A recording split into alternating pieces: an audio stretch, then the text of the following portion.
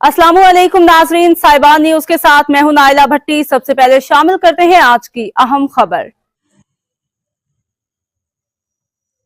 रुख करते हैं रियाद सऊदी अरब का। हमारे ब्यूरो चीफ अमीन फैज की रिपोर्ट के मुताबिक दाऊद खेल कौमी इत्तेहाद सऊदी अरब का एक अहम इजलास बराए इस्लाही कमेटी का इनेकाद किया गया। तफसीलात के मुताबिक दाऊद खेल फलाही तंजीम का एक अहम इजलास मुनक़िद हुआ, जिसकी सदारत सरपरस्त आला अब्दुल हन्नान ने की। इजलास में तंजीम के अहम ओहदेदारान और मेंबरान ने भरपूर शिरकत की।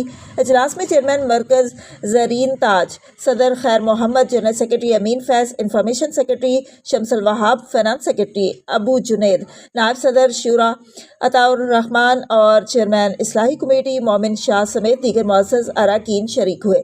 इजलास के दौरान खैर अहमद और खालिद खान ने फंड्स समेत तंजीमी उमूर, इस्लाही कमेटी के बाकायदा इनकाद और मुख्तलिफ फलाही व तंजीमी मामलात पर तफसीली तबादला ख्याल किया। तमाम शुरका ने तंजीम की बेहतरी के लिए मुफीद तजावीज़ पेश की और बाहमी मुशावरत से आइंदा के लाहेअमल पर गौर किया गया। इजलास के इख्तिताम पर प्रोग्राम की कामयाब इनकाद पर मुंतज़मीन का खुसूसी शुक्रिया अदा किया गया। अब तक के लिए इतना ही। मजीद खबरों और अपडेट से बाखबर रहने के लिए देखते रहें साहिबान न्यूज। हमारे चैनल को सब्सक्राइब कीजिए, लाइक कीजिए और बेल आइकन को प्रेस कीजिए ताकि हर नई आने वाली वीडियो आप तक पहुंच सके।